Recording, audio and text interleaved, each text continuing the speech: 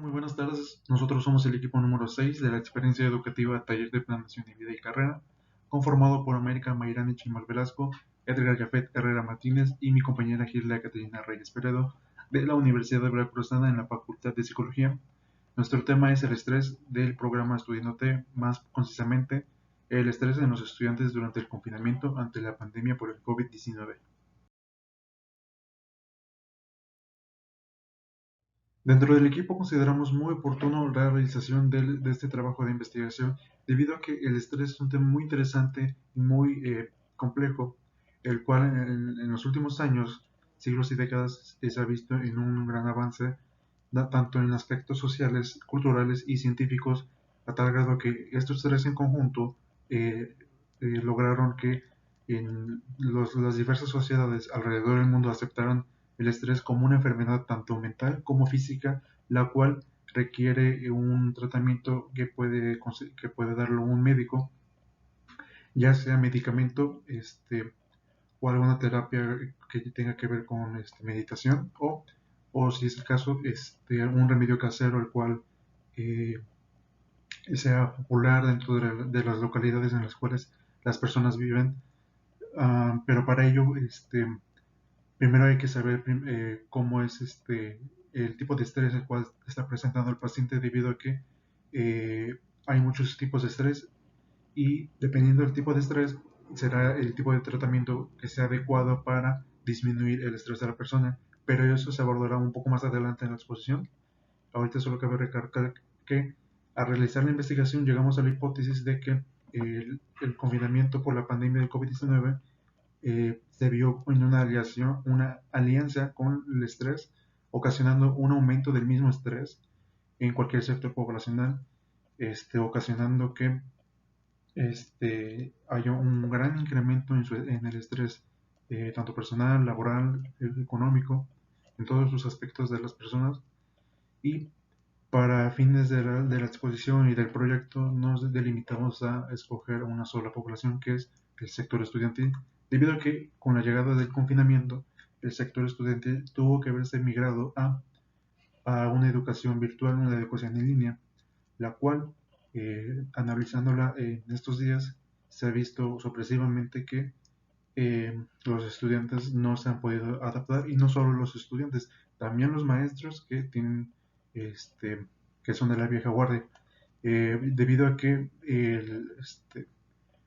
las personas los maestros tal vez no están muy acostumbrados a tocar mucho el tema de cuestiones de aparatos electrónicos y poder manejarlos y sus herramientas, al igual que algunos jóvenes estudiantes que no tienen la oportunidad también de contar con un aparato electrónico que le favorezca para conectarse en sus clases y realizar sus trabajos o también el conocimiento necesario para emplear las herramientas que proporciona estas herramientas como una laptop, un celular, una tablet, también la falta de internet que pueden llegar a tener en casa o simplemente la falta de tiempo debido a que se han visto obligados a participar en labores del hogar y también económicos para así apoyar un poco a sus padres que también están viviendo situaciones difíciles y entonces esto genera un poco, no un poco, sino mucho estrés en los estudiantes y eso es básicamente lo que se está, eso es básicamente nuestra hipótesis de el trabajo.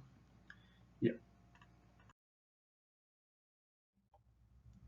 El 2020 nos recibió con una noticia tan desafortunada e inesperada como la llegada de un nuevo y desconocido virus que llegó inicialmente en la ciudad de Wuhan, en China, la cual alarmó a todas las naciones a nivel global y pusieron manos a obra dando en confinamiento la ciudad de Wuhan, impidiendo que ningún ciudadano que estuviera en la ciudad de Wuhan pudiera salir para así evitar propagar el virus a otras naciones y así hacerlo una epidemia, cosa que eventualmente sucedió, más sin embargo dio tiempo para conocer más detalles respecto al virus y preparar a algunas naciones para que lo enfrenten de la manera adecuada.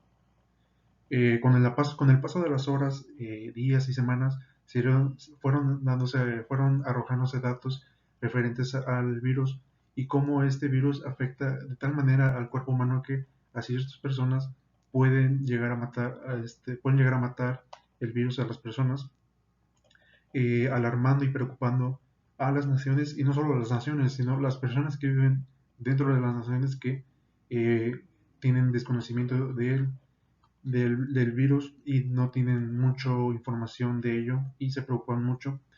Y eh, el virus básicamente fue poco a poco escalando y yendo a diferentes sectores del mundo, a diferentes naciones, hasta que el 11 de marzo del 2020 llegó a nuestro país, México, y fue que se implementó el confinamiento, al igual que en otras naciones, ocasionando que haya un derrumbe en lo social y dentro de lo económico principalmente, y ocasionando mucha inestabilidad y preocupación de los ciudadanos mexicanos.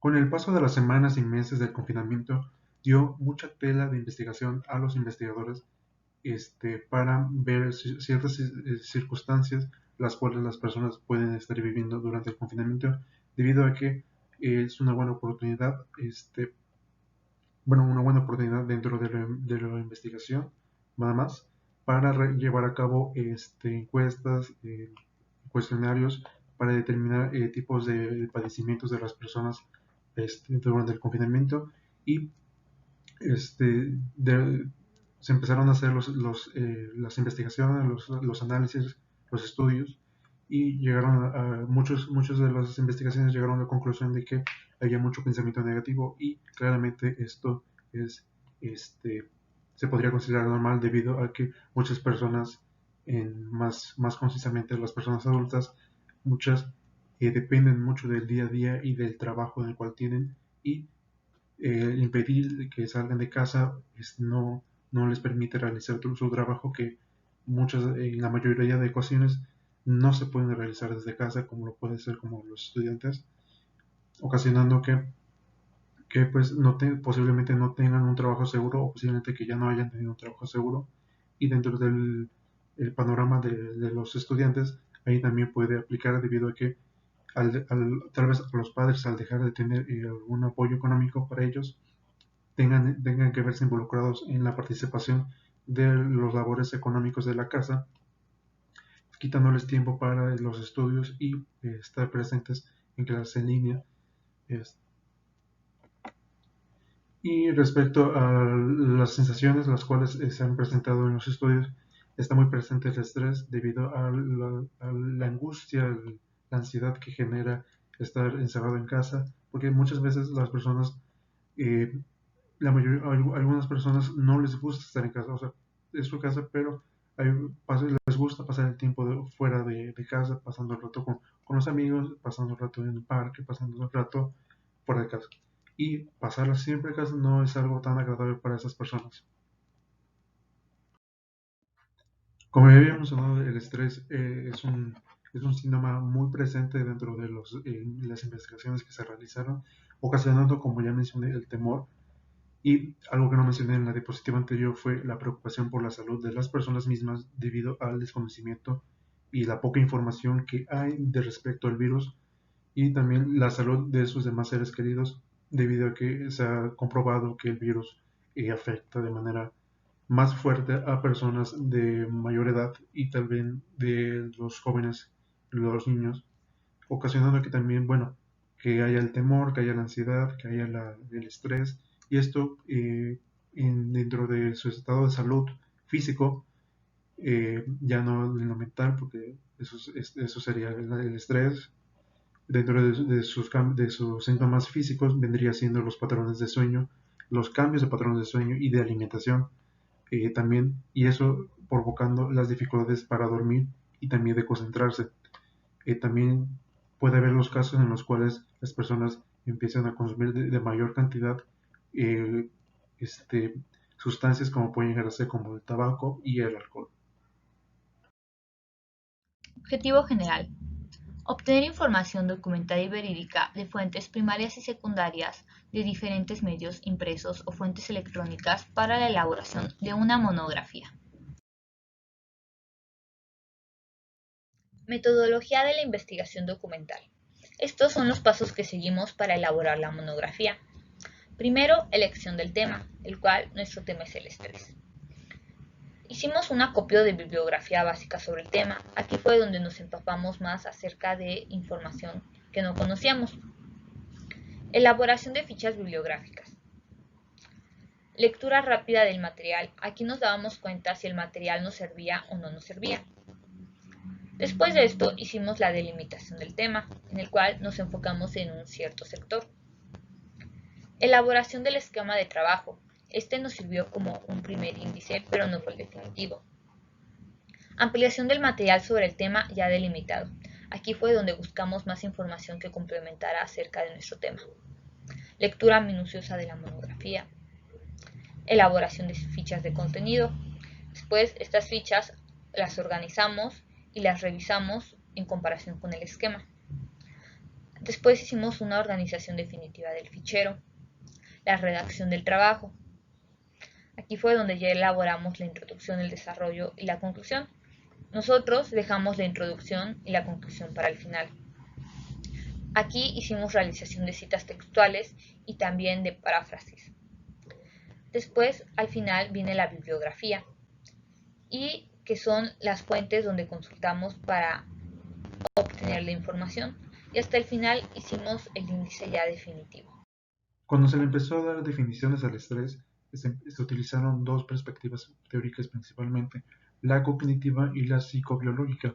La cognitiva, desarrollada al inicio por Lazarus y Folkman, establece que el estrés es la asociación entre el sujeto y el ambiente en la cual el sujeto se ve acorralado a analizar si la amenaza es un peligro o no, y si cuenta con las herramientas necesarias para combatir esa amenaza del medio ambiente.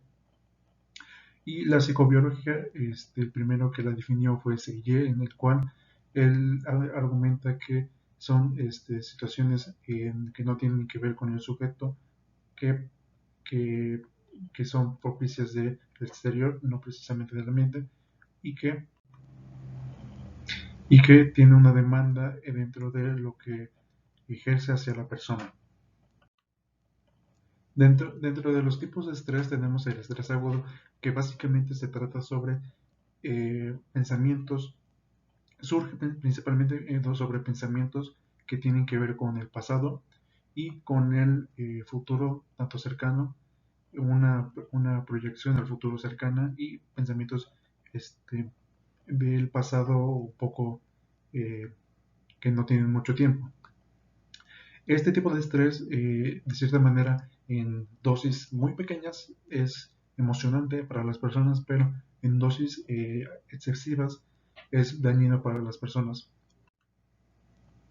El estrés agudo episódico se da básicamente en las personas que no tienen una muy buena organización de sus vidas y en las cuales buscan centro de atención, proponiendo tener más responsabilidades de actividades, agregándolas y no solucionando las que ya tenían, por lo mismo de que no tienen una organización misma de sus actividades.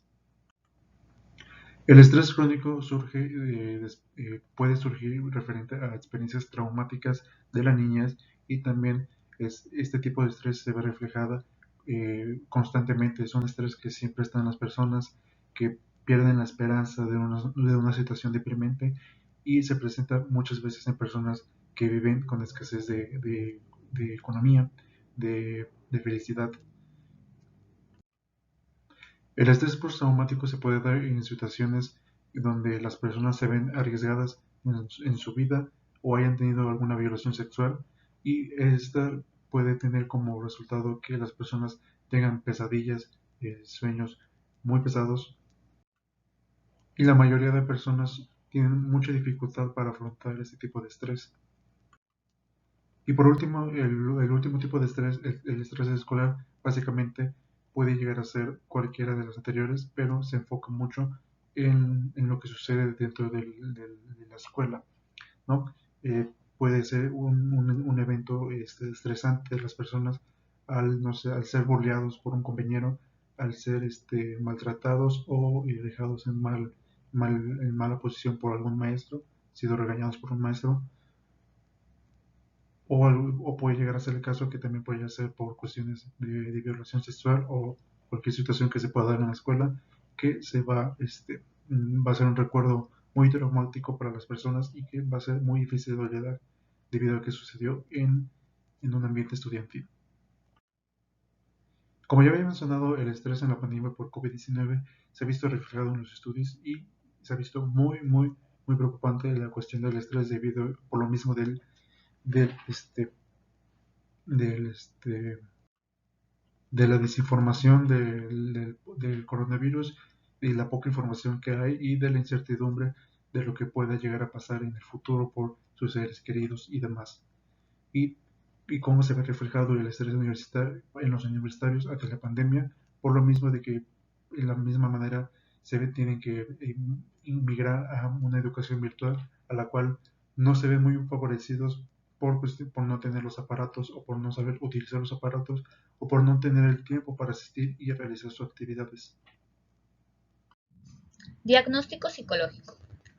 Hay diversas maneras de identificar el estrés.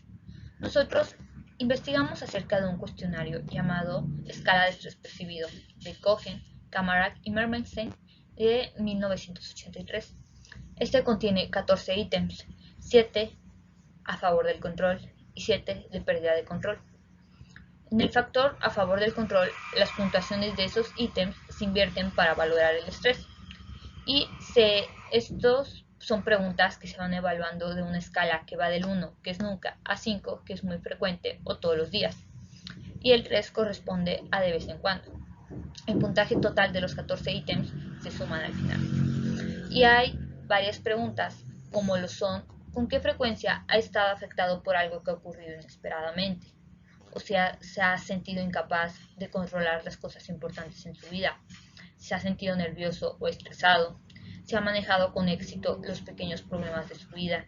Se ha afrontado efectivamente los cambios importantes en su vida. Si siente que las cosas le van bien o si tiene el control de las cosas. Si se ha sentido enfadado. Si ha podido controlar su forma de organizar su tiempo.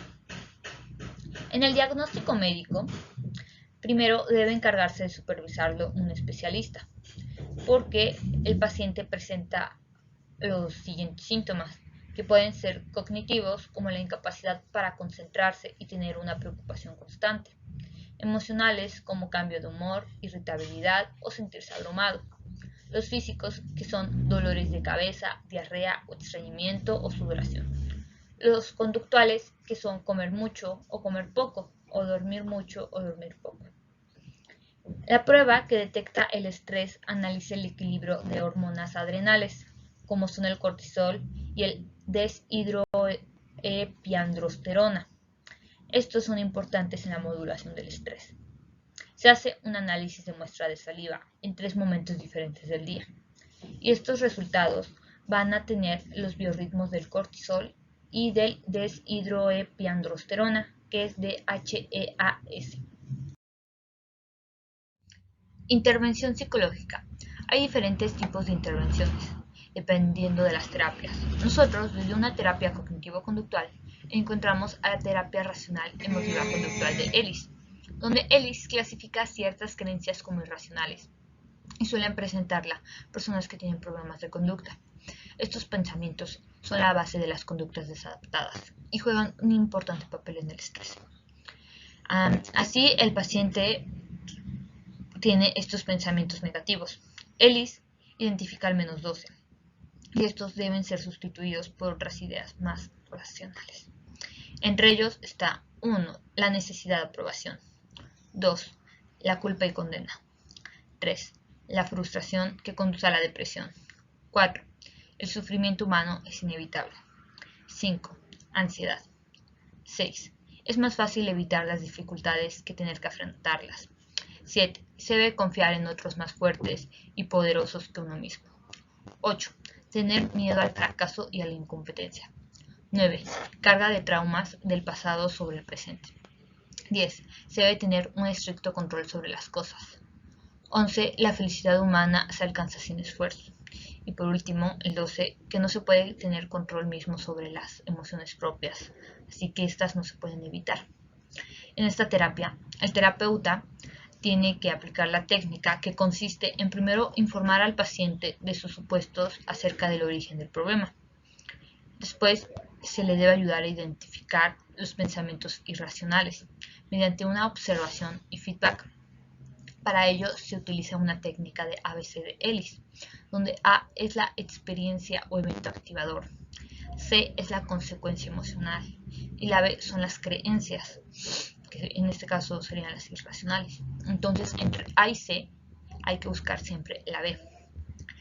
Y aquí se hace un autorregistro en el cual debe recoger las 3 variables para ser observadas. Después de esto, se convence al paciente mediante una discusión acerca de lo racional que pueden ser esas ideas y hay que persuadirle para que las abandone. Y se utilizan tareas para que las haga en casa con el fin de ayudar a recoger información sobre situaciones para convencerle que se tratan de ideas irracionales y que esas son el origen acerca de su problema. De ahí, una terapia gestáltica es la programación neurolingüística. Esta expone que por medio de nuestras percepciones construimos representaciones de la realidad y a esas se les agregan nuestros valores, emociones y procesos de lenguaje, como que concluye en que cada quien tiene diferentes realidades del entorno. Si uno posee emociones negativas, se puede desarrollar un modelo del mundo negativo. Entonces, una estrategia se basa en tener en cuenta las modalidades, que en esta terapia son las maneras de cómo el cerebro clasifica y codifica la experiencia, que puede ser de 3 tipos. Una sería la visual, ver el color, la distancia, claridad, profundidad. La auditiva es identificar el volumen, el tono o el ritmo. Las kinestésicas es la temperatura, la vibración, la textura y el movimiento de las cosas. Entonces, con una buena imaginación, podemos modificar una infancia infeliz, restándole brillo o restándole tamaño a las imágenes que se vengan a la mente. Y en lugar de eso, se puede recordar una experiencia placentera, como estar en la playa jugando con la arena. Así que debemos sentirlo al recordarlo, sentir que lo vemos con nuestros propios ojos, sentir que se palpa la piel con la arena, para así cambiar esa antigua experiencia desagradable por otra más agradable. Alternativas. Primero tenemos el mindfulness. Se encuentra en la base de diversas corrientes de meditación que son derivadas del budismo. En la meditación, la persona observa y reflexiona de lo que pasa alrededor de su cuerpo y mente, aceptando las experiencias que se van presentando. En la práctica del mindfulness, se permite que el paciente admita cada uno de sus pensamientos y emociones. En esta práctica propone entrenar a las personas para que identifiquen en cada instante sus emociones, sensaciones y pensamientos. Los componentes que tiene esta técnica son: número 1, atención del momento presente, no pensar de más en el futuro o en hechos futuros. Número 2, apertura de experiencia, observa a la experiencia como si fuera la primera vez, no pone un filtro de las creencias ya obtenidas. Número 3, aceptación, no oponerse a nuevas situaciones. Número 4, dejar de pensar, desprenderse de cosas a las que se aferraban. No todo es duradero. Número 5, intención, tener algún propósito para tratar de alcanzarlo. Por otro lado tenemos la relajación progresiva de Jacobson.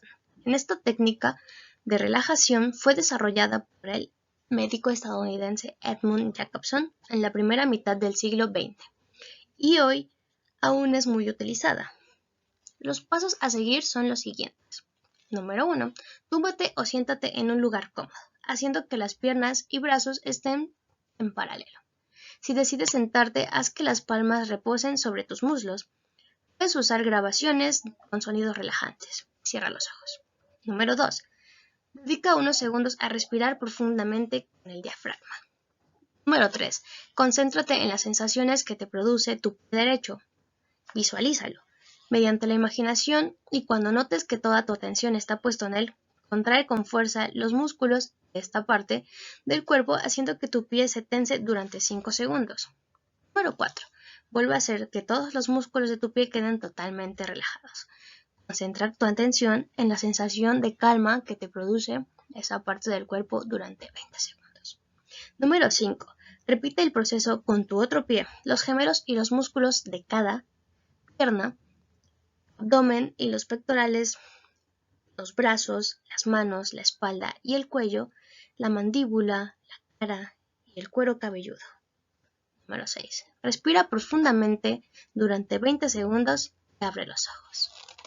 Organismos de salud internacionales, nacionales y locales.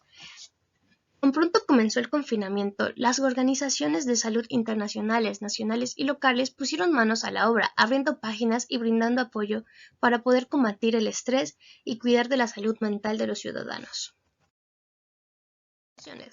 El confinamiento por la pandemia de la enfermedad coronavirus COVID-19 se volvió un factor para el aumento del estrés en las personas, ya que el temor y la ansiedad con respecto a la nueva enfermedad y lo que podría suceder pueden resultar abrumadores al grado de llevarlos a especulaciones negativas y generar emociones intensas.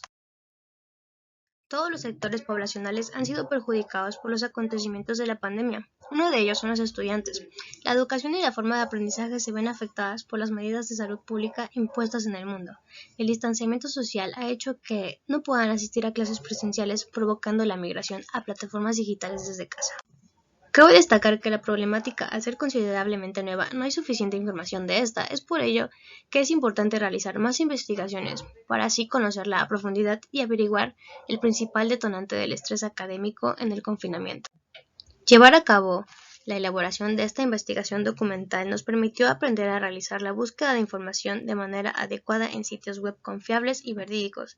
Asimismo, el conocer las diferentes definiciones propuestas por diferentes autores desde distintas perspectivas que nos brindaron el conocimiento necesario para recabar las terapias propuestas para el manejo del estrés, al igual que recabar las estrategias que han seguido las diferentes organizaciones a nivel internacional, nacional, estatal y local para ayudar a las personas que puedan necesitar ayuda y orientación sobre el estrés.